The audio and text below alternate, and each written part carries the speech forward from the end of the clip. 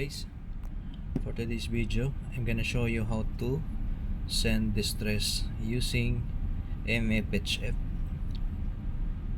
So press lang natin yung distress message and then punta tayo ng nature of distress. So select natin nature and then enter natin.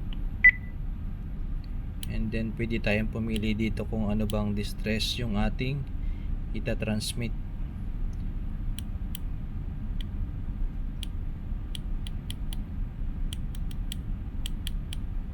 So sample undesignated.